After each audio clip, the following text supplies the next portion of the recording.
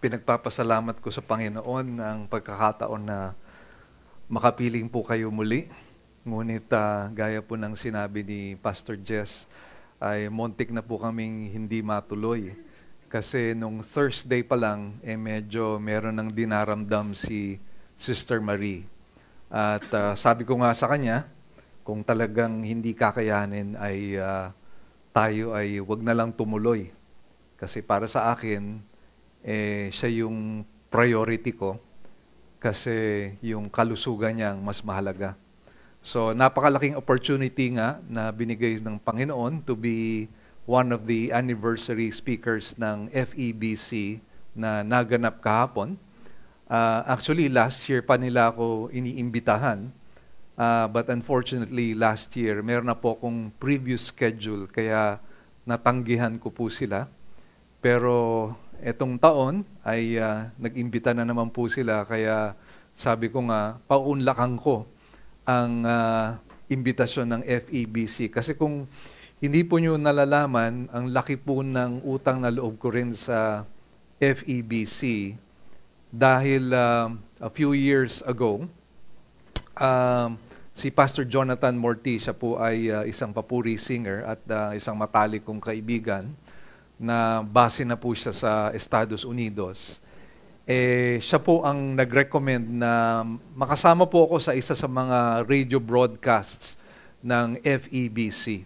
At kinonekta po niya ako kay Brother Efren Parolina na dating presidente o CEO ng FEBC. At sabi po sa akin ni Brother Efren ay, sige mag-audition ka. Padala ka ng isang video or audio ng iyong programa. At kaya naman nagpadala po tayo at pagkatapos po nating magpadala ng supposedly parang audition, sabi niya tanggap ka na, okay na. So nagtanong po ako, magkano po bang babayaran ko dito kasi ito po sa Manila po kasi yung may radio program na po ako sa FEBC sa Cebu, pero yun nga gusto po nating makapasok sa Maynila. So nagtanong po ako, sabi ko magkano po ang babayaran ko, Brother Efren? Magkano po ang babayaran ng ministry? Sabi niya wala kayong babayaran, libre. At higit pa dyan, sabi niya, ilalagay ka namin sa iba't ibang stasyon ng FEBC sa buong bansa. At yun po ay napakalaking pagpapala ng Panginoong Diyos kasi ang tinig po natin ay naririnig ngayon hindi lamang po sa Cebu, hindi lamang po sa Visayas, ngunit sa Luzon, Visayas at Mindanao. Kaya po napakalaki ng utang na loob ko po sa kanila kasi ito po ay binigay sa atin ng libre. Ngunit gaya po ng sinabi ko, muntik na pong hindi matuloy kasi nga may sakit Sister Marie. Pero awa ng Diyos, ang aking may bahay po ay napakabigat po sa kanya yung gawain ng Panginoong Diyos. Kaya bagamat napakasama po ng pakiramdam niya, sabi niya, hindi, ituloy natin kasi sayang naman yung speaking engagement mo. So yun, sumakay po kami ng eroplano. Pero yun nga, napakasama po ng pakiramdam niya. Nakapatong po ang kanyang ulo sa aking balikat all throughout that trip kasi nangihina po siya. Pero pinilit po niya, dumating po kami dito at pagdating po namin, yun na nga po, 12:00 ng gabi nung, hindi po, Sabado, kahapon po. Early morning, 12:30, sabi niya, hindi ko na kaya. Sabi niya ganon. At kaya tinawagan ko po si Pastor Jess at pagtawag ko po sa kanya, buti na lang gising pa po. Hindi po yata natutulog si Pastor Jess. No? Birthday na birthday pa naman niya. Binulabog ko po siya. At sabi ko, pwede ba nating dalhin sa ospital si Sister Marie? At ang naisip po namin, una, Capitol, yun ang pinakamalapit. Pero naisip din po namin, dito na lang tayo sa Delgado kasi maliit na ospital to, baka hindi tayo maasikaso doon dito sa Capitol. So dito na lang tayo sa Delgado. At praise the Lord naman po, konti talaga ang mga tao. At doon na naswerohan po siya. At sabi ko nga, sabi niya, tuloy mo na lang. Sabi niya, iwanan mo na lang ako dito. So sabi ko, mukhang mahihirapan akong iwanan ka. So tinawagan ko naman po si Manong. Sabi ko, okay lang ba si Hana ang magbantay dito? Kasi pinayagan naman ako ni Sister Marie na magsalita. At sabi po niya, sabi ko, tanungin mo lang si Hana kasi alam ko, hindi magkahiwa-hiwalay po itong dalawang ito eh. No? Masyadong in love. Hanggang ngayon, nag-honeymoon pa rin po. So, pumayag naman po, awa ng Diyos. So, akala po namin na, yun na nga, pero 6:30 ng umaga, dumating po yung doktor. At salamat sa Panginoon, na-release kami. So, talagang photo finish. Ang problema po, ako naman yung tinamaan.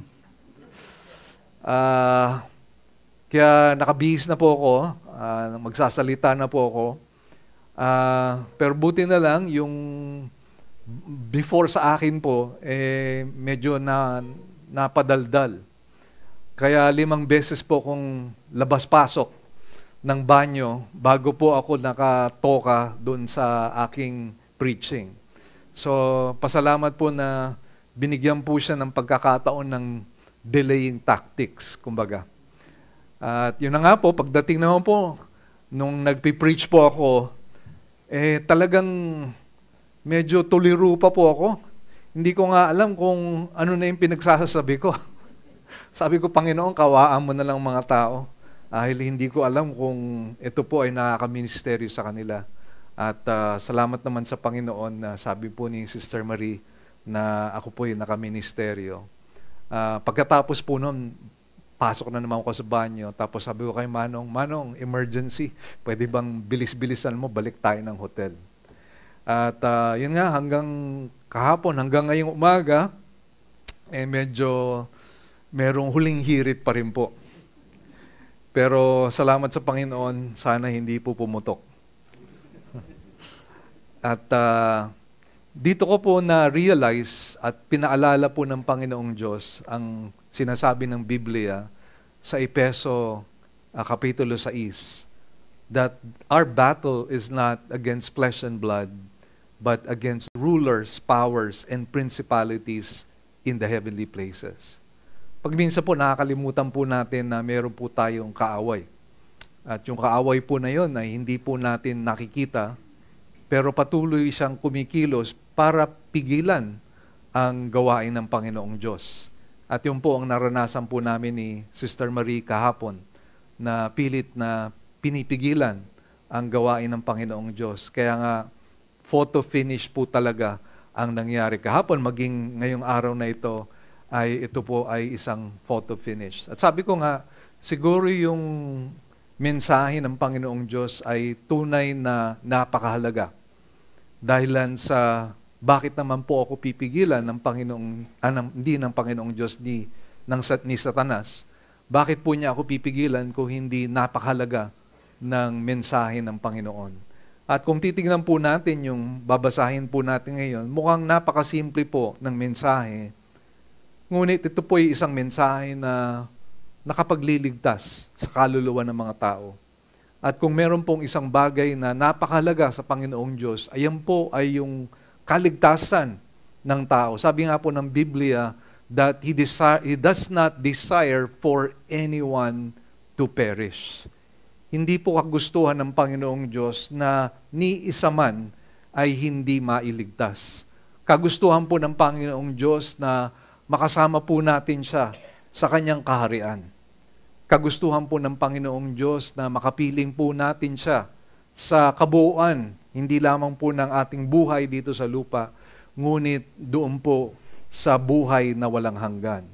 Kaya samahan niyo po ako sa Romans chapter 10 verses 14 to 17. At ito po ang sinasabi ng Biblia, how then will they call on Him in whom they have not believed?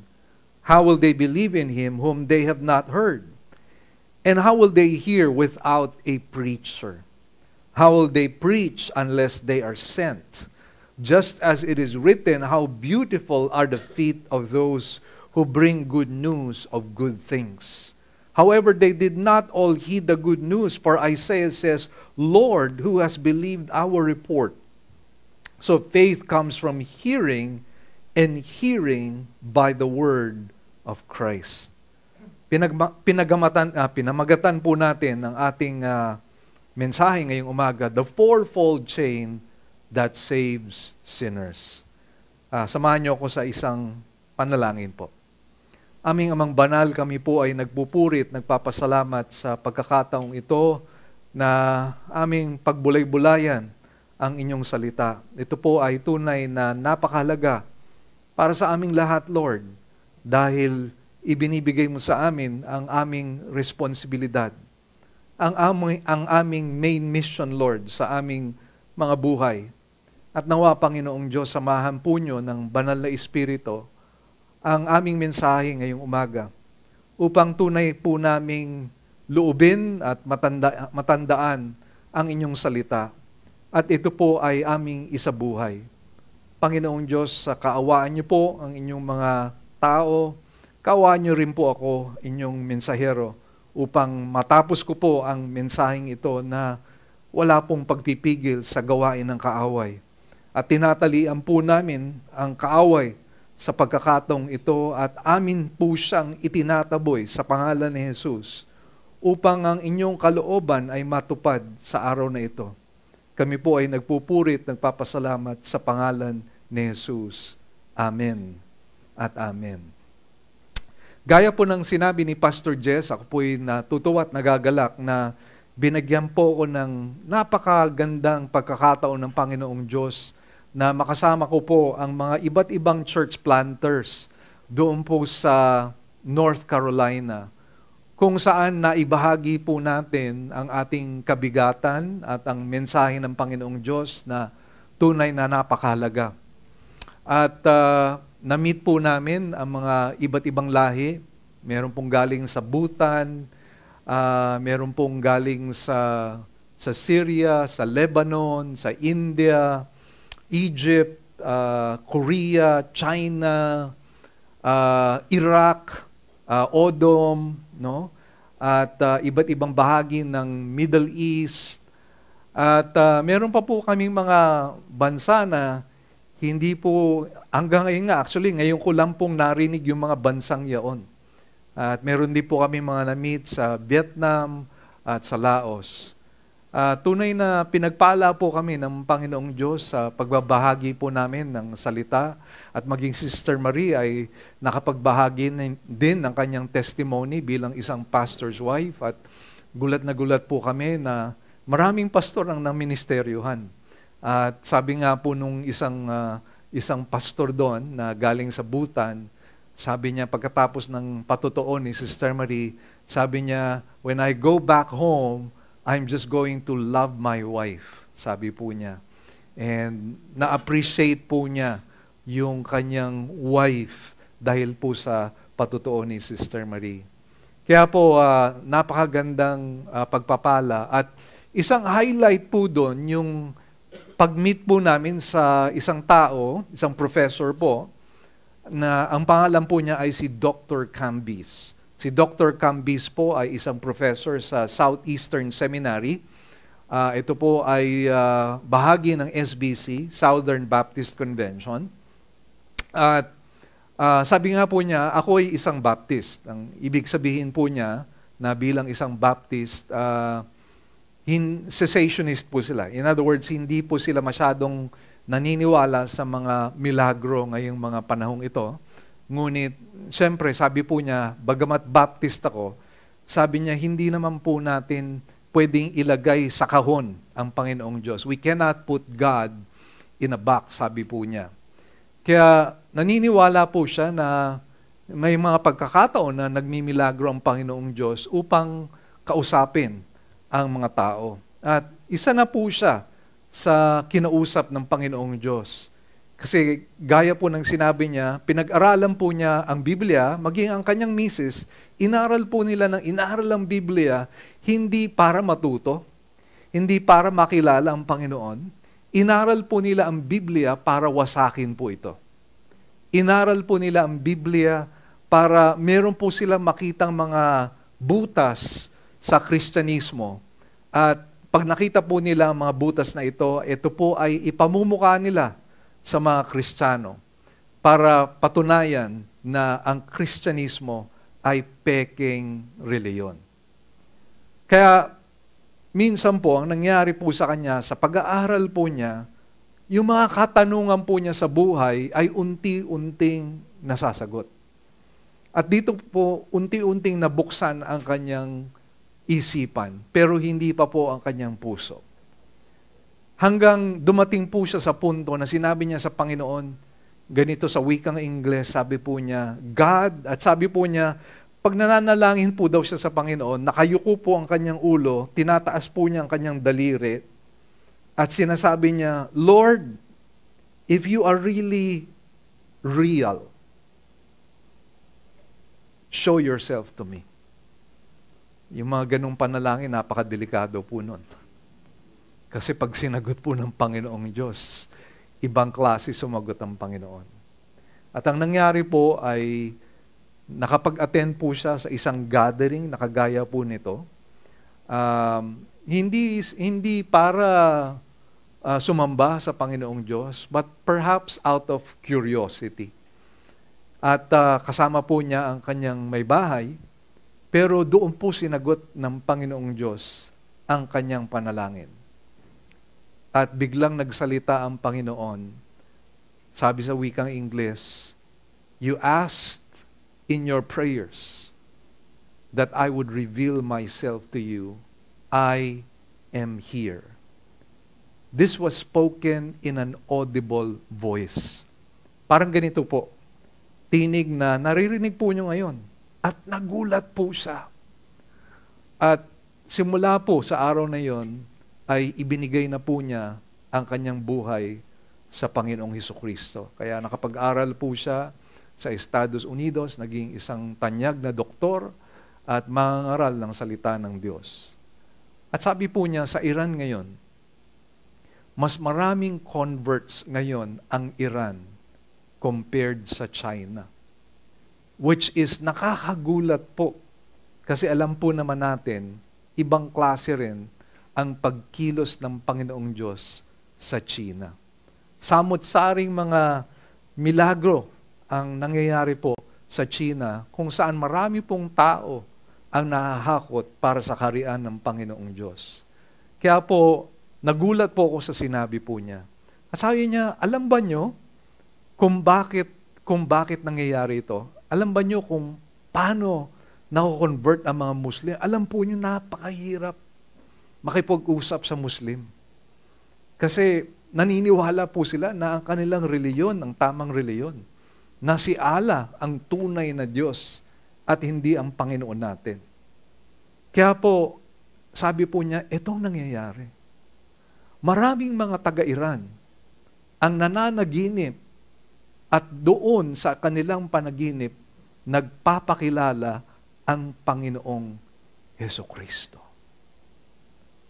At dahilan po dyan, ang dami na pong mga Iranian ang lumilipat ng reliyon at naniniwala sa Panginoong Hesukristo.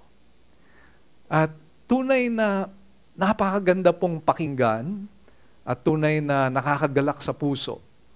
Pag naririnig natin ang mga ganitong kwento, kasi minsan po, hindi na po natin naririnig itong mga kwento. Minsan, ang ating pagka-Kristiyano ay naging masyadong business as usual na hindi na po natin naiintindihan o nararamdaman ang pagkilos ng Panginoong Diyos sa ating buhay.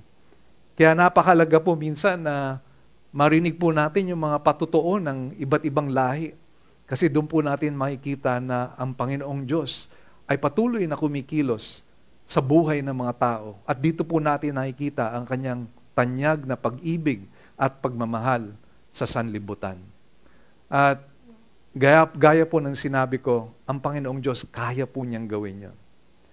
Pero alam po ba nyo, na ang Panginoon ay inatasan po tayong mga Kristiyano na kinakailangang magbahagi ng Ebanghelyo. Pag minsan po inisip natin sa pagiging kalbinista po natin, na hindi na po tayo kailangan ng Panginoong Diyos ay kikilos ng sarili niya.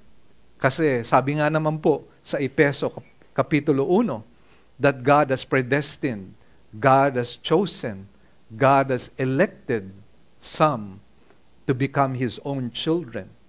And so, sa ganung klaseng pag-iisip, pag minsan, nagkakaroon tayo ng overemphasis po sa sovereignty ng Panginoong Diyos. At nakakalimutan po natin ang ating human responsibility. And oftentimes, we think na ang sovereignty ng Panginoong Diyos at yung human responsibility ay nagbabangga. Na hindi po sila pwedeng magkasama.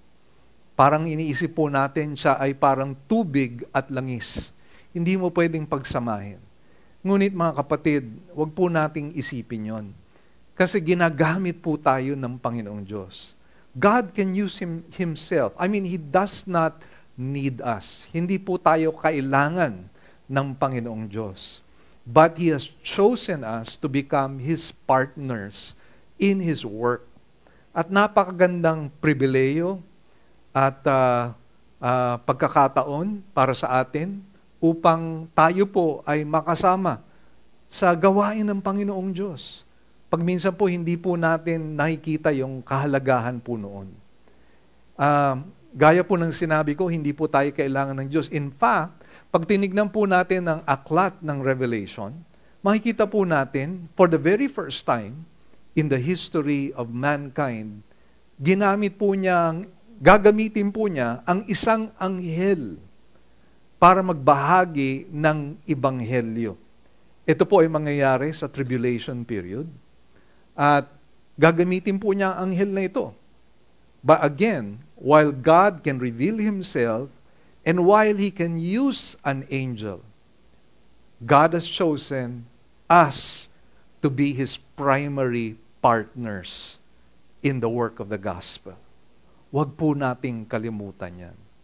At dito po binibigay ni San Pablo yung proseso kung paano naliligtas ang mga tao. Ang prosesong ito ay tinatawag ko pong the fourfold chain that saves sinners. Ito pong chain na ito pong kadena na ito, ay nagpapatotoo na tayo po ay kabahagi ng proseso. At kinakailangan tayo po ang mag-initiate ng prosesong ito. Kaya itong kabigatan na ito ay binibigay ng Panginoong Diyos sa atin po, ang kanyang iglesia. At tayo po, kung tayo po ay tinanggap natin ang Panginoong Hesukristo sa ating mga buhay, tayo po ang iglesia. Tayo po ang kaharian ng Diyos. Tayo po ang partners ng Panginoong Diyos sa kanyang gawain. Huwag po nating kakalimutan po yun. Huwag po nating kakaligtan. Kasi ito po ay napaka-importante at dito po natin makikita yung puso ni San Pablo para sa evangelism, para sa pagbabahagi ng salita ng Diyos, pagbabahagi ng ebanghelyo. At sana po, matapos po ng ating pagbabahagi ng salitang ng Diyos ngayong araw na ito, ay magkaroon po pa tayo ng napakalalim na kabigatan para sa mga kaluluwa. Dahil marami pa pong mga kaluluwa doon po sa labas na nangangailangan po ng pagmamahal ng Panginoong Diyos. At dito natin makikita na yung bigat ng responsibilidad ay muling binibigay ng Panginoong Diyos sa kanyang iglesia. At ano po ang ating layunin? Ang layunin po natin ay ang pagsunod sa Panginoon. Sa pagsunod sa Great Commission. The Bible says, "Go and make disciples of all nations, baptizing them in the name of the Father and the Son and the Holy Spirit, teaching them all that I have commanded you. And lo, I shall be with you until the end of the age." At alam po nyo na itong Great Commission na ito ay binibigay ng Panginoong Diyos sa lahat sa atin. This was not merely given to the apostles. Bakit po natin alam yun? Kasi sabi niya, "Lo, I shall be with you until when? Until the end of the age." Alam naman po natin na yung mga apostol ay namatay na. Amen po ba? So in other words, yung Great Commission ay nagpapatuloy sa bawat henerasyon. At ito po ay binibigay hindi lamang sa mga pastor, ito po ay binibigay sa lahat ng mga Kristiyano. Malalaki man o mababae man. Wala pong sinasabi sa Great Commission na ang mga lalaki lamang ang dapat magbahagi ng salita ng Diyos. Sinasabi po ng Biblia, teaching them all that I have commanded you, and this is given to all of us. Tayo pong lahat ay bahagi ng gawain ng Panginoong Diyos. Kaya sana po ang mangyari po sa atin ay gamitin po tayo ng Panginoong Diyos. Huwag po tayong makontento. Pag minsan po ay nagiging masyado na po tayong malapit sa isa't isa. Amen po ba? At minsan dahil po sa masyado na po tayong malapit sa isa't isa, ayaw na po nating napapasukan po tayo ng mga bagong tao. Kasi minsan FOMO po tayo. Ano? Minsan may mga ganong pakiramdam po tayo. Or minsan, feeling out of place. Kumbaga, hindi po natin gusto po yun. Gusto po natin na maging refuge po ang iglesia. Refuge for people. At kabahagi po tayo nun. Kaya kinakailangan may kabigatan po tayo. Ang pagsunod sa Great Commission ay napakahalaga. Sabi nga po ni Pastor Edmond Chan, the greatest stewardship is obedience. The greatest expression of our stewardship is obedience. Yung pong pagsunod sa salita ng Diyos. Kaya po, tignan po natin muli yung proseso na binibigay sa atin ni San Pablo sa binasa po natin. Nagbibigay po siya ng isang proseso at ginawa po niya dito, he gave a series of rhetorical questions. Ano po ba yung rhetorical questions? Rhetorical questions are questions that are not questions. Bakit po natin sinasabi yun? Kasi yung rhetorical question, meron na pong kaakibat na sagot po yun. Meron na pong sagot yun. Kaya lang po tinatanong para i-highlight kung ano man po yung obvious na. Kaya yan ang ginawa ni San Pablo. At makikita po natin, ang ginawa po niya dito, yung tinatawag na cause and effect. Actually, pinakita mo niya yung effect. And for every effect, alam naman po natin, meron pong rason. Tama po ba yun? Kayo po ay narito ngayon. Bakit po? Dahil kayo po ay gumising ngayong umaga, kayo po ay kumain ng inyong breakfast, kayo po ay may sinakyang sasakyan, at ngayon ay naririto na po kayo. There is a cause from every effect. At yun po ang tinuturo sa atin ni San Pablo. Kaya sinisimulan niya po ito sa verse 14, kung saan sinasabi niya, how then will they call on Him in whom they have not believed? How will they believe in Him whom they have not heard? And how will they hear without a preacher? So, tignan po natin yung mga rhetorical question na ito at tignan po natin yung proseso. Pero ang ginawa ni San Pablo dito, he did it in reverse. Inuna po niya yung effect bago niya binigay yung cause.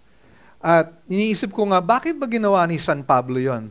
Kasi normally, linear po yung pag-iisip natin, di po ba?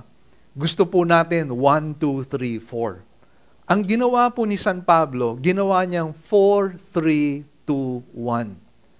At sabi ko nga, siguro, ang gusto ni San Pablo ay pag-isipan po natin ng malalim. Bakit nangyayari yung mga nangyayari? Gaya po ng ganitong tanong sa inyo. Gusto po ba natin na ito pong mga silya na walang laman ay magkaroon ng laman? Amen po ba? Gusto po natin yun. Amen?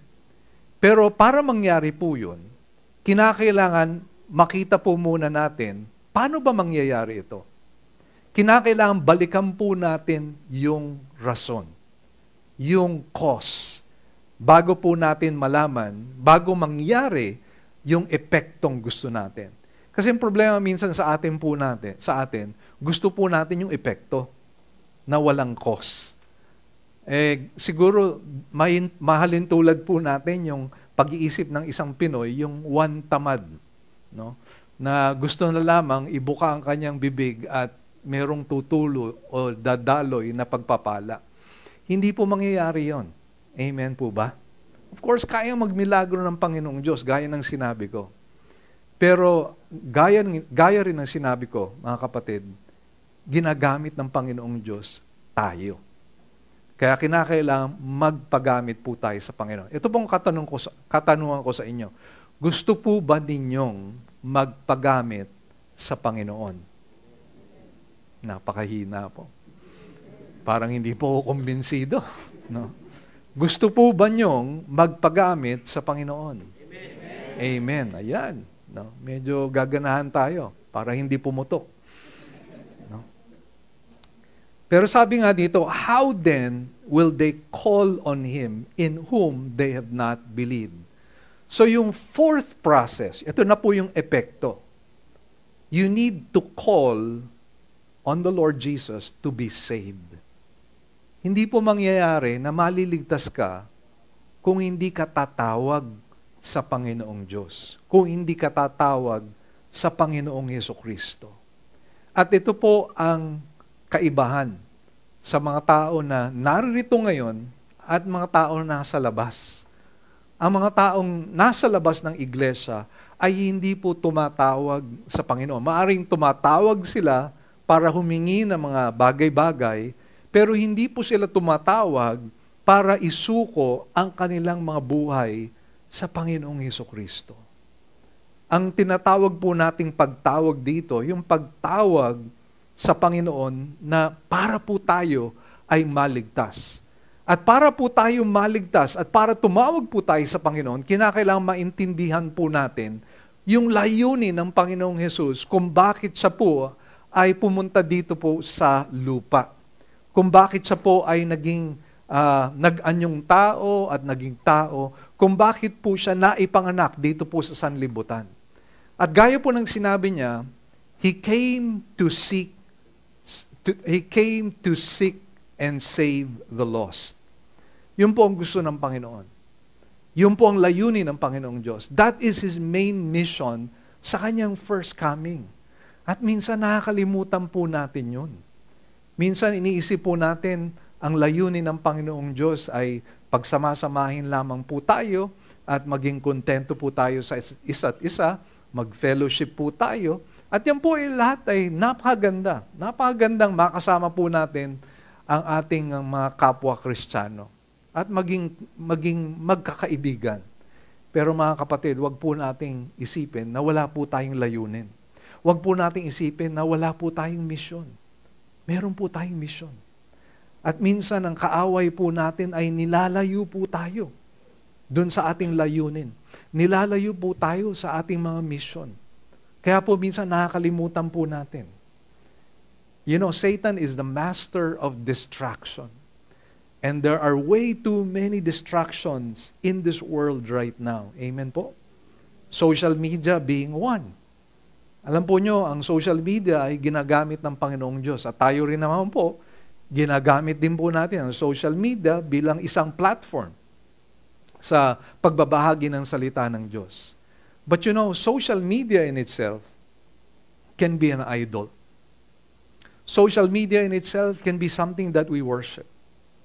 Social media in itself can be a major distraction for us, such that we are concerned about what is happening to our friends, what is happening to the world, and yet we forget our main mission, which is to seek and save the lost.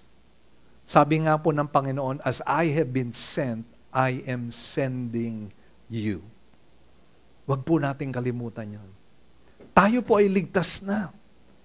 Kung tinanggap na natin ang Panginoong Hesus, wala na po tayong problema. Pero wala po ba tayong puso? Wala po ba tayong pag-ibig sa mga taong hindi pa po nakakakilala sa Panginoong Diyos? If there's one thing I do not want to happen, I do not want my loved ones, any of my loved ones to go to hell. Alam po ba nyo na kami ni Sister Marie, ever since we got married, we have always been praying for our children to come to a saving knowledge of Jesus Christ. Every day po yan. And now that we have grandchildren, every single day of our lives, we are praying that God might save our grandchildren. And alam po nyo, God is a prayer-answering God. Our two sons are not only Christians, they are pastors. Our daughter is not just a Christian, she is someone who does my PowerPoint presentations. Kaya kung nagugustuhan nyo yung PowerPoint presentations, gawain po ng anak ko po yun. And now, second phase na po. We're now praying for our grandchildren. And alam po nyo, nung nalaman ko po na yung lola ko po ay mamamatay, my wife and I took the bus road. Alam po nyo, hindi po biro yung biyahe from Cebu to Dumaguete, yung land trip. Most especially during that time kasi rough roads pa po ang south nung mga araw na yon. Kaya talagang bumpy talaga ang road, maalikabok po. But I did not want my lola to go home without meeting the Lord kasi alam ko ang consequence nun. She would go to hell. And yung lola ko po, napakabait po niyan. Sabi nga po ng nanay ko, yung lola mo, sobrang bait, walang kaaway. Sobrang bait, walang kachismis-chismis sa buhay niya. Walang kachismisan niya. And alam po niyo, pag tinitingnan ko po yung lola ko, sabi ko nga, kung merong, ito lang po, human na pag-iisip. Kung merong maliligtas, yung lola ko yun. Pero nung inaral ko ang Biblia, sabi ko nga, kahit na gaano kabait pa yung lola ko, may impyerno din siya. Bakit po? Kasi sabi sa Biblia, if we stumble at one point of the law, we have broken the whole commandment. All it takes is one sin for you and I to go to hell. Alam po ba niyo yun? So isa lang. So sabi ko nga, kahit isa lang ang kasalanan ng lola ko, maimpyerno pa rin siya. So we took the bus ride, shared the gospel to her. Tumanggap naman po siya. Nung mamamatay yung lolo ko, ganun din po ang ginawa ng misis ko at ako. We took the bus ride going to Dumaguete, shared the gospel once again. Tumanggap din po. And then sumunod naman po yung uncle ko. And nasa ospital na po siya. My wife and I took the bus ride again to share the gospel. Awa ng Diyos, tumanggap. Tanong ko po, ganun po ba ang pasanin natin? Kung meron po kayong kamag-anak, pinsan, lolo, lola, kapatid, kaibigan, anak, o apo, ganun po ba yung kabigatan natin na hindi po tayo mapapalagay kung hindi natin maibabahagi ang salita ng Diyos? Alam po nyo, pag minsan, gaya ng sinabi ko, minsan, yung tiwala natin sa Panginoong Diyos ay pag-aabuso sa Kanyang grasya.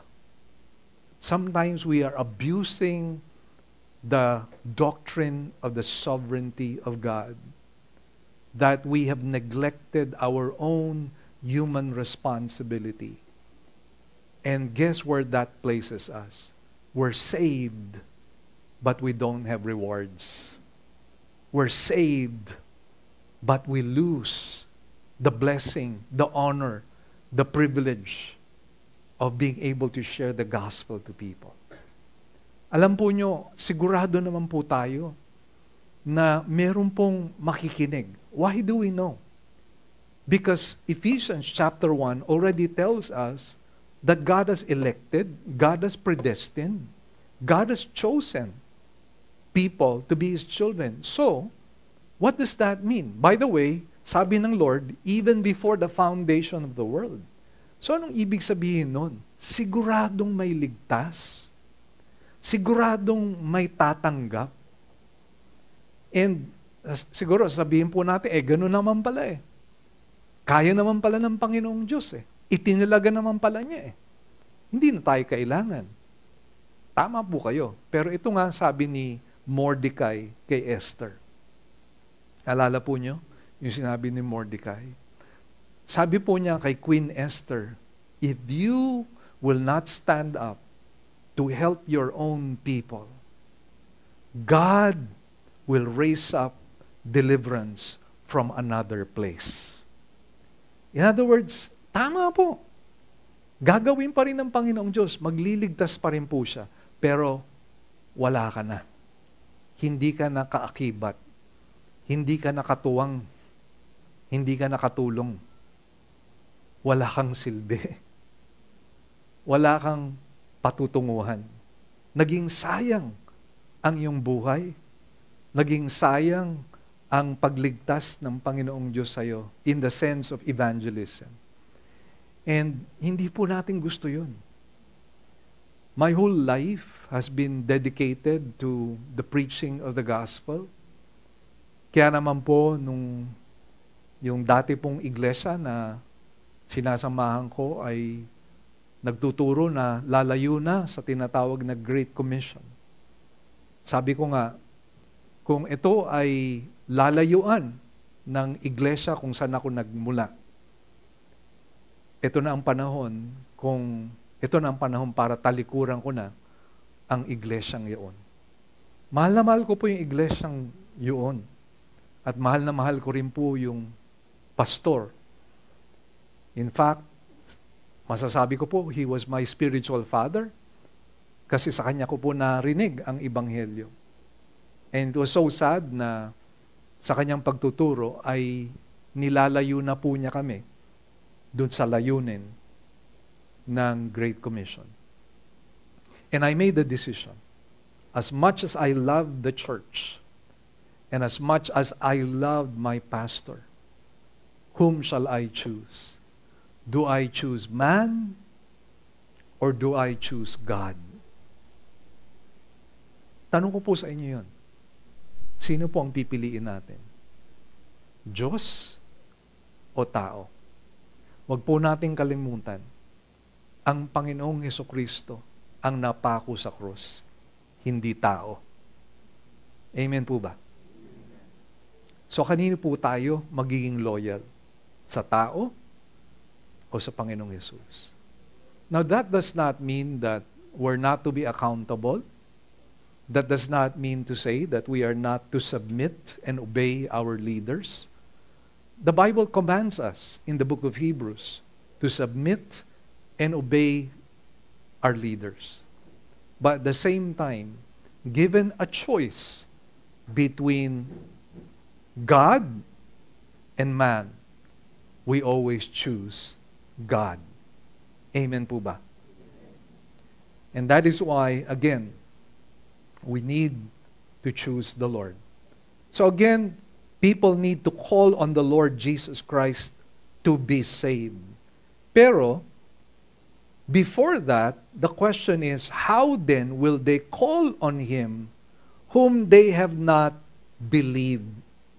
This verse is telling us that people will only call on the Lord if they believe in Him and His work of salvation. So faith in Jesus is first needed before people can call on the Lord. Pananampalataya sa Panginoong Hesus. Pero napansin po nyo, minsan ngayon, meron nga po akong narinig kahapon na kwento po sa akin ni Pastor John na meron pong isang napakalaking iglesia na ang gusto na po nilang pag-usapan ngayon ay yung pong mga ehemplo na hindi po mga Kristiyano. Gaya po ni Jose Rizal.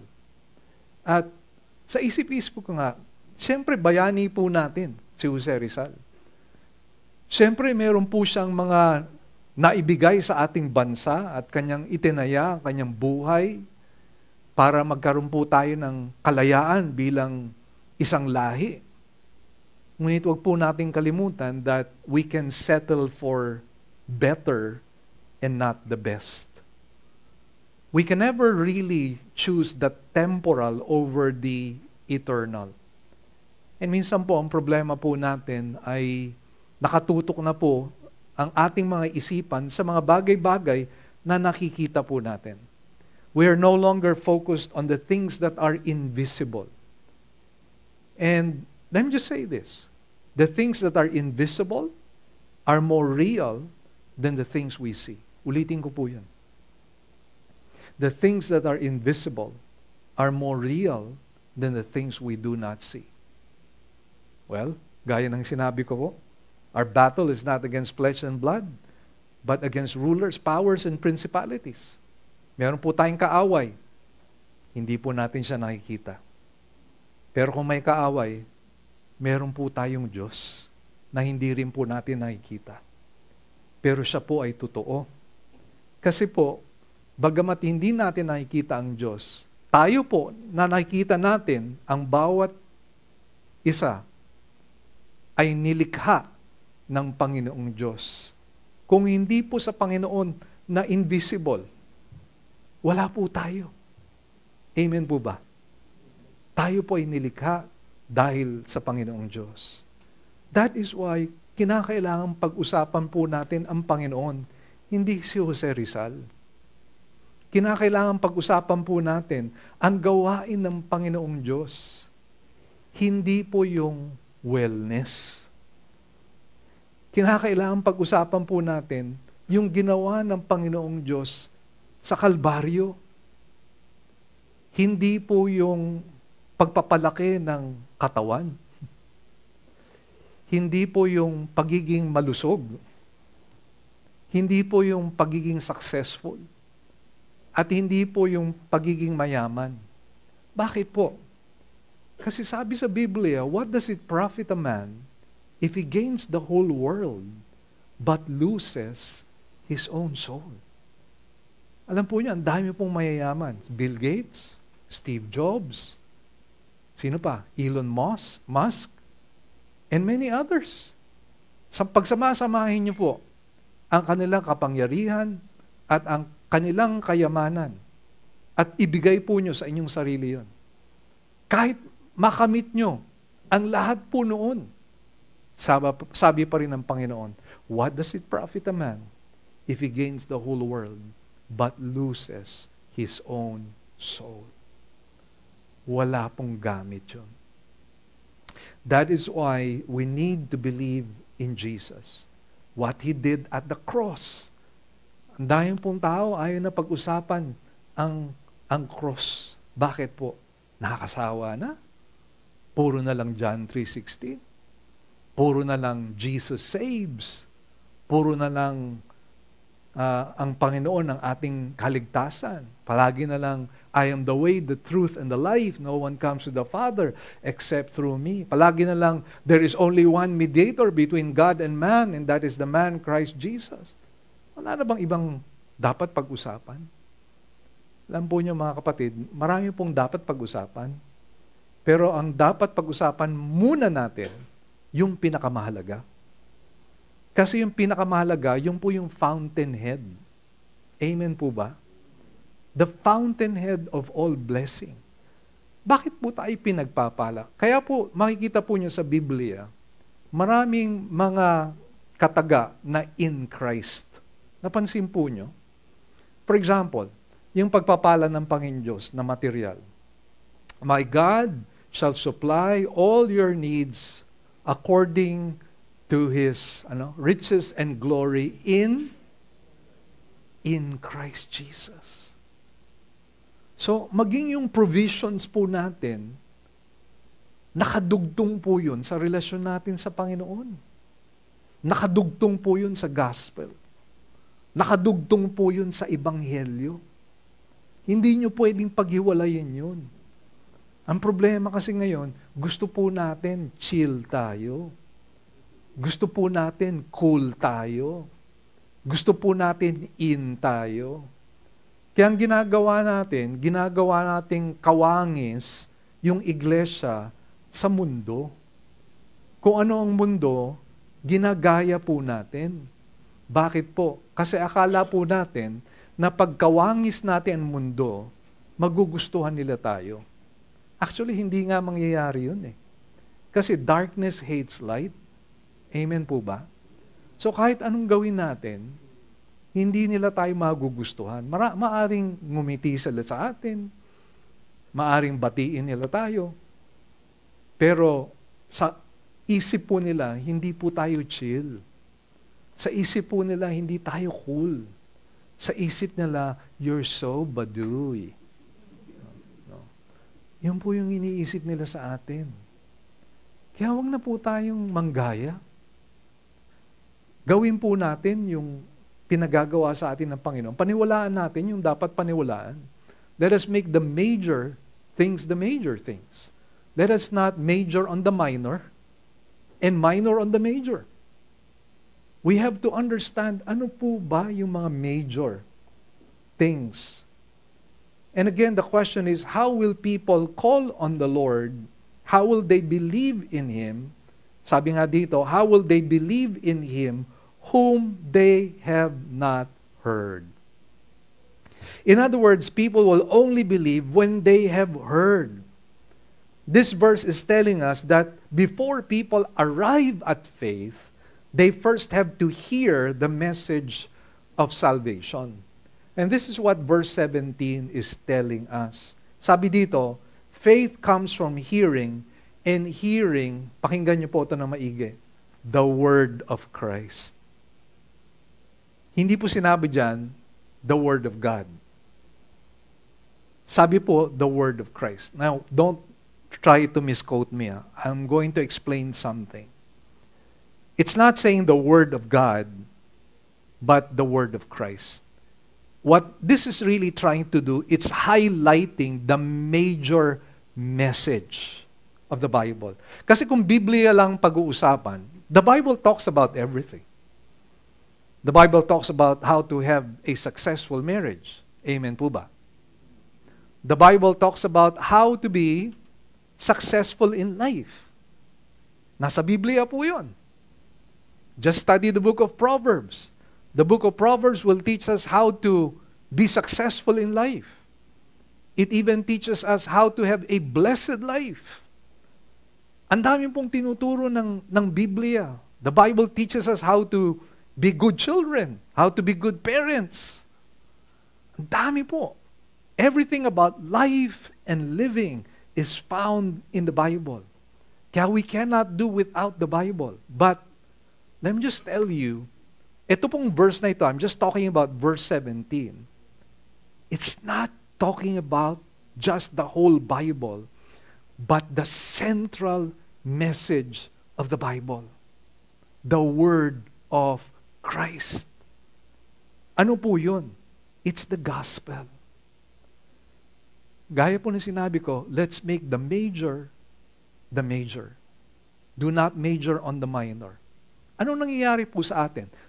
Pakinggan po natin yung mga conferences natin, yung mga seminars natin.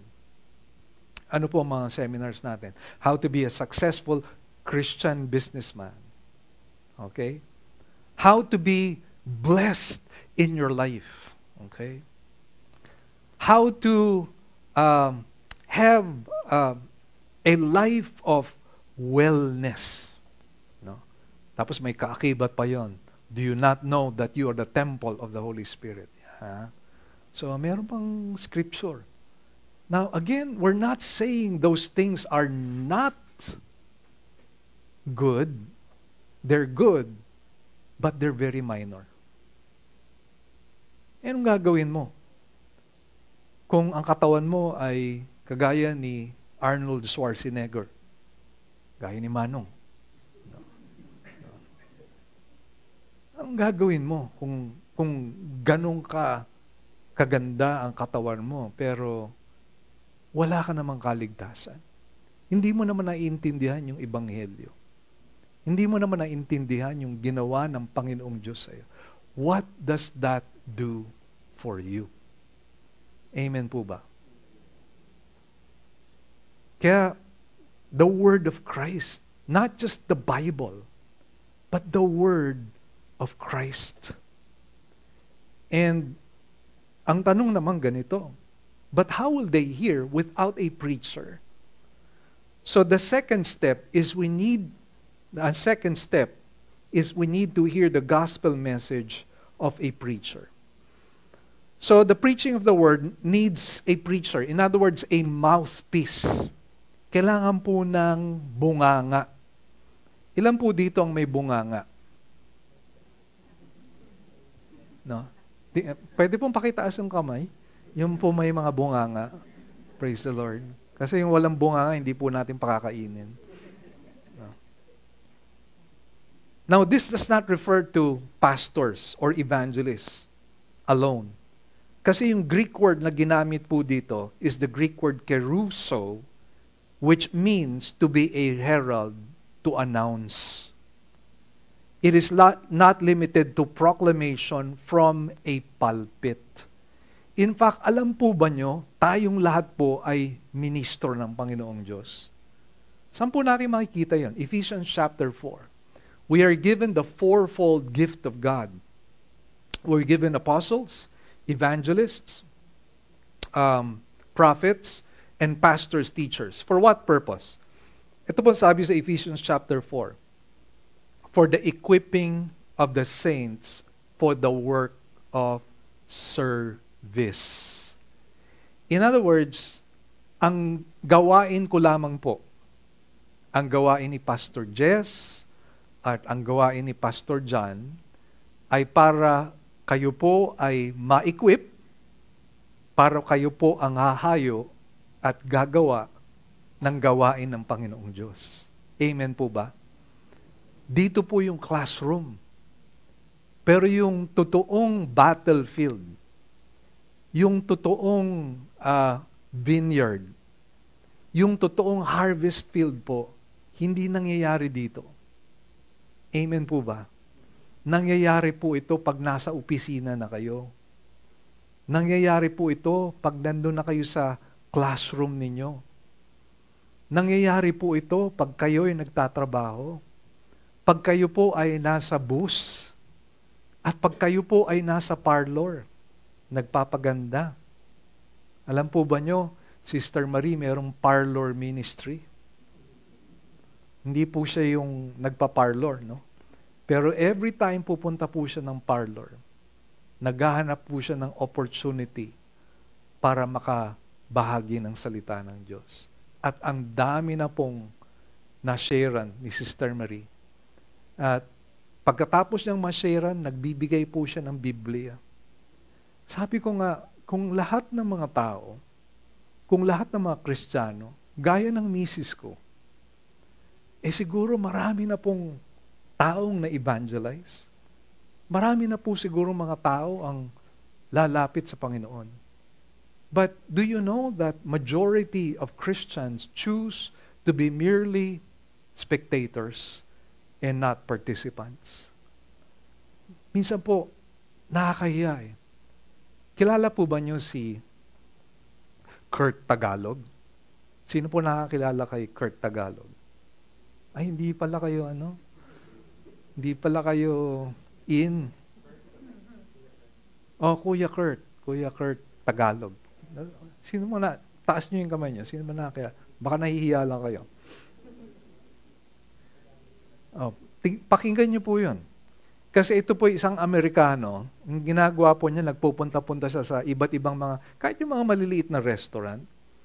Tapos kumakain siya ng sinigang, kumakain po siya ng lechon, nagre-review po siya in Tagalog. Balu-baluktot nga yung Tagalog niya. Tapos, yung accent niya halatang Amerikano. Pero alam po ba nyo na siya po ay isang Mormon missionary. Kaya yung mga nakikita nyo sa YouTube, yung mga magagaling mag-Tagalog, magagaling mag-Bisaya, mga Mormons yun. And sabi ko nga, grabe itong mga Mormons. Inaaral nila yung dialect, inaaral nila yung salita, tapos binabahay-bahay nila yung mga tao, At sila po ay nagbabahagi ng kanilang doktrina na mali naman. But we cannot fault them for their efforts. We cannot fault them for their passion. We cannot fault them for their blood, sweat, and tears. Na ito po talagang yung buhay nila ay talagang tinayana nila para sa kanilang mga maling paniniwala. Tayo po, yung paniniwala natin tama. Anong kulang? Yung apoy. Anong kulang? Yung kabigatan. Anong kulang? Yung pag-ibig. Anong kulang? Yung pagmamahal sa tao. Anong kulang? Yung pag-iyak sa trono ng Panginoong Diyos. Anong kulang? Yung pag-aaruga. Yung po ang kulang.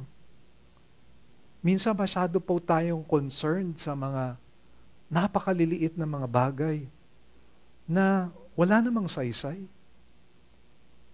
Meron po tayong mga binibigyan ng pansin na hindi naman tunay na mahalaga.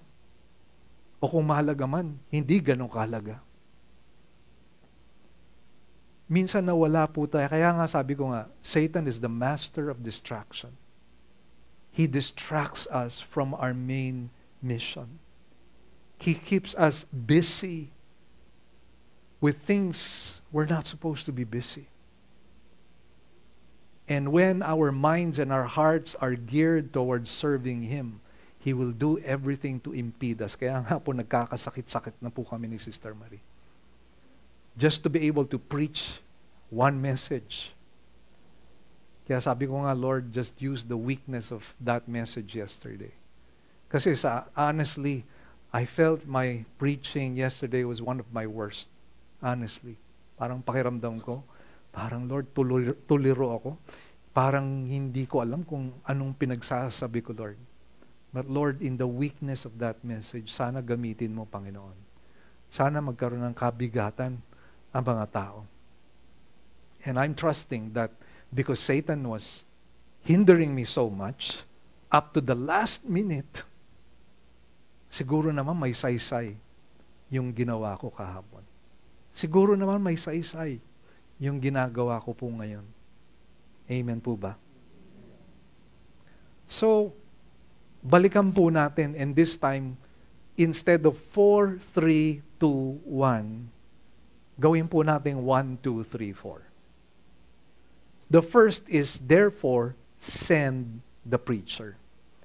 This verse teaches that for preachers to be in places of witness, they need to be sent first. And who sends the preachers? Ultimately, God. God, of course, and He bids us all to participate and not to be mere spectators. Likewise, the church or the believers have been tasked by God to do the sending. So again, sa summary po natin, first is send the preacher. And just as it is written, sabi nga sa Biblia, how beautiful are the feet of those who bring good news of good things. Kanina, tinanong po, ilan po ang may bunganga? Ngayon, tanungin po natin, ilan po sa inyong may paa? Lahat po tayo. Pwede bang pakitingin yung inyong mga paa po? Okay. Masasabi po ba niyong, ang ganda ng paa ko? No. Sabihin niyo, ang ganda ng paa ko kasi kakagupit ko lang ng kuko ko. No? Nagpa-pedicure pa ako. No? Maganda ang kuko ko. Pero ang pinag-uusapan dito, hindi po yung nagpa-pedicure ka or nagpa-manicure ka. Ang ibig sabihin po ng maganda ang paa, yung pong nagdadala ng magandang balita. Amen po ba? So, kahit na naka-pedicure yan, kahit naka-manicure yan, kung hindi mo ginagamit yung paa mo, no, para dalhin ng mabuting balita sa mga kapitbahay nyo, sa mga kaklase nyo, sa mga kaopisina nyo, sa mga kapitbahay nyo, mga kapatid, ito masasabi ko, patay ang kuko nyo. Yun po ang totoo. Patay yung kuko nyo. And sana hindi po totoo yun. No? Paumanhin po nyo no, na I'm talking to you directly, but sometimes you just have to speak directly to bring sense, to bring us back to our senses. Minsan kailangan po natin ng shock effect, di po ba? Pero sana hindi lang po mauwi ito sa amen at pag-agree sa sinasabi ko. Sana magkaroon po ng tunay na pagsunod sa alituntunin, sa kalooban ng Panginoong Diyos. Kasi, sabi nga sa Biblia, blessed are those who hear the word of God and obey it. So hearing the word of God is just one part. Obedience completes it. So if you hear the word of God, but you don't obey it, it's pointless. And guess what? It brings dryness to your soul. Alam po ba nyo, there are two bodies of water sa Israel. One is the Sea of Galilee. The Sea of Galilee, as we very well know, it's teeming with life, with fish. In fact, pag pumunta po kayo sa Israel ngayon, no, pagka kayo'y nasa Sea of Galilee, hanggang ngayon, marami pang nangingisda. Ang tawag po nila sa isda doon na nahuhuli nila St. Peter's fish. No? So, that's one. Pagka napupunta kami ni Sister Marie sa Sea of Galilee, nagiging emotional talaga kami. Kasi alam namin na doon nagpupunta ang Panginoon. Doon nangingisda yung mga disipulo. But there's another body of water in Israel. It's called the Dead Sea, which, if I'm not mistaken, is the lowest part of the earth. And ang nangyayari po dito ay lahat po ng tubig galing sa north, no, going down south, napupunta sa Dead Sea. The Dead Sea is called the Dead Sea kasi walang buhay doon. Walang mabubuhay na isda doon. Bakit po? Napakaalat ng tubig. In fact, napakaalat po, hindi po kayo malulunod. Ako nga po, hindi ako marunong mag-swimming eh. No? Kaya alam po ng mga kababayan ko sa Cebu, na taga Manila ako, kasi hindi ako marunong lumangoy. Mga Cebuano kasi, marunong lumangoy. Kaya, pag kayo po ay sumakay ng vapor, tumabi po kayo sa Cebuano. Baka maligtas kayo. So, pero alam po nyo, dun sa Dead Sea, pwede kayo magbasa ng periodiko, hindi po kayo lulubog. Kasi yung buoyancy, grabe. Pero ito pong problema, walang buhay sa Dead Sea. Anong kaibahan ng Sea of Galilee at saka ng Dead Sea? Yung Sea of Galilee, marami po siyang outlet. Yung tubig po niya ay dinadala po niya sa iba't ibang bahagi ng bansang Israel. Ang Dead Sea, swapang. Tinatago po niya yung kanyang tubig sa kanyang sarili lamang. At dahilan po doon, walang buhay. Tanong ko po, anong klaseng tubig po kayo? Are you the Sea of Galilee? Or are you the Dead Sea? Sabi nga ng Biblia, we are jars of clay. And God has placed in us this treasure of the gospel. My wife was sharing to me something very beautiful. Sabi po niya, sa kanyang pag-aaral po, she discovered na nung araw po, everything that was precious, kasi wala po silang safety deposit box, wala po silang vault, no? Everything that was precious, they would put in a jar of clay. Kaya actually yung scrolls ng Biblia, no? Doon nila nilalagay eh. Naalala niyo yung Dead Sea Scrolls, kung paano na-discover yon? May mga shepherds po, naghagis po sila ng bato sa loob ng kuweba at pang, may narinig silang nabasag. Those Dead Sea Scrolls were found in jars of clay. Sabi ng Bible, tayo po yung jars of clay. But the treasure of the gospel has been given to us. Totoo po yan. We're just jars of clay. But this precious thing of God has been given to us. Binigay po sa atin ng Panginoong Diyos. And sometimes, we no longer treasure the treasure. Sometimes the treasure has just become lingo to us. It has just become our religious language. We talk about the cross because it's the politically correct thing to talk about amongst Christians. But ganun na lamang po ba? Do we just want to be politically correct in our statements? Ganun na lamang po ba? Do we no longer treasure the treasure? Alam po nyo, meron pong isang pastor, kwento rin po ito ni Sister Marie, who had this wonderful painting, pero hindi niya alam yung painting na yun ay napakahalaga pala. And so during an auction, binenta po niya ng $2. Ang hindi po niya alam, yung pala ay isang kilalang painting from a world-renowned artist. And the painting was worth millions of dollars. He sold the painting for $2, but it was worth millions. Tayo po, how do you treat the gospel? Is the gospel worth only $2 to you?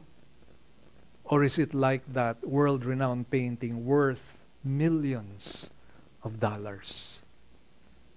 If it's something that is truly gold to you, treasure to you, precious to you, wouldn't you like to share it, most especially with people whom you love, people you care about? Naalala ko po nung sa Cebu, nag-worship pa kami sa isang theater, and there was a bomb threat. May lumapit po sa akin, binigyan po niya ako ng papel at sabi doon, Pastor Mel, please tell the people to calm down. There's a bomb threat. E puno yung theater. Sabi ko, baka mag-stampede. So dahan-dahan ko pong sinabi, sabi ko, there is an emergency situation right now. And we need to be filing out of this place, but we have to do it in an orderly manner. Because if we don't do that, there might be a stampede, sabi ko. So just do this calmly, let's file out. There's a bomb threat.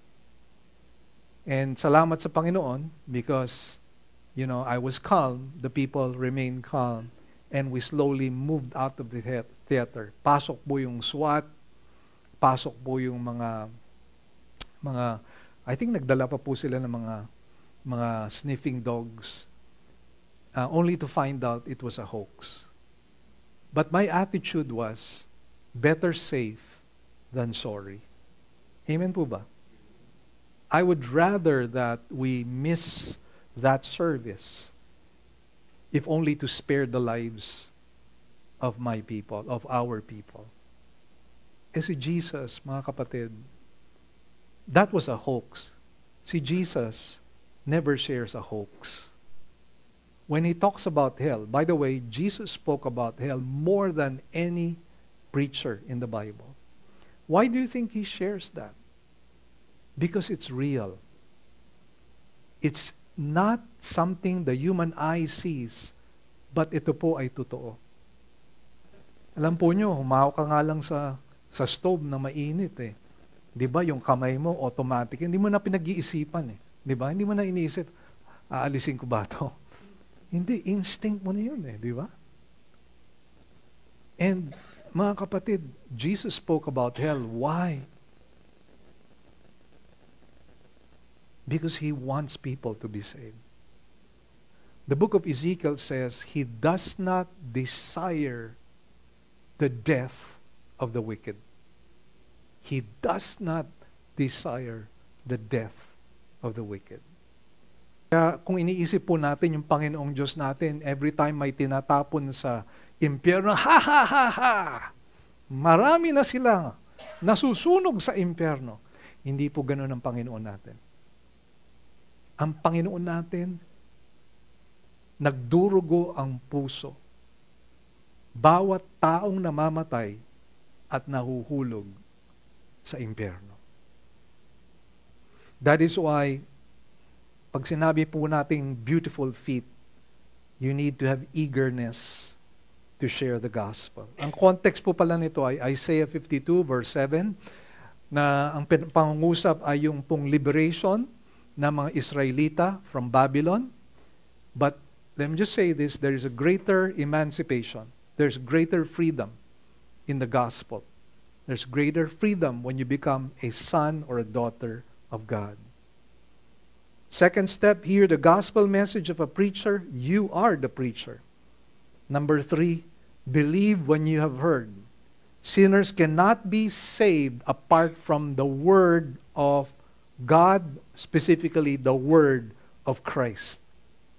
It is not hearing the enticing words of man's wisdom, but hearing the word of God, the word of Christ. And finally, call to be saved. So in conclusion, mga kapatid, ito ang proseso. Kasama po kayo sa proseso. Kaakibat po kayo. Kaagapay po kayo. Katulong po kayo ng Panginoong Diyos. Ang responsibilidad ay ibinibigay po sa atin ng Panginoon. Sana po ay maging kabahagi po tayo ng proseso na gustong gawin ng Panginoong Diyos para sa sanlibutan. And I pray, dear friends, that you will have the burden for all these things. Tayo po'y panandali ang manalangin sa pagkakataong ito. Aming Amang Banal, kami po'y nagpupurit, nagpapasalamat sa pagkakataong ito upang muli pong magising ang aming mga sarili sa aming responsibilidad. Ngunit, Panginoong Diyos, ito pong mga pinag-usapan namin ay magiging pawang lengguwahe lamang, pawang pananalita lamang, pawang isang sermon na naman na naririnig po namin. Isa sa libo-libo na mga mensaheng narinig po namin. Ngunit, Panginoong Diyos, nawa sa kapangyarihan ng banal na Espiritu, hindi po masayang ang salitang naibahagi ngayon. Na tunay pong magbibigay po kayo ng pagbubukas ng isip at puso ng bawat isa. At maintindihan po namin na ang kaaway po namin ang nagsisilbing hadlang para gawin namin ang dapat naming gawin. To make the major things, that we may not major in the minor and minor in the major. Lord, we have this treasure of the gospel. And Lord, help us to live our lives to be able, Lord, to share the gospel for the glory of your holy name. Lord, this is not about us. This is about you and your glory. The Bible says, from Him and through Him and to Him are all things. May God receive the glory.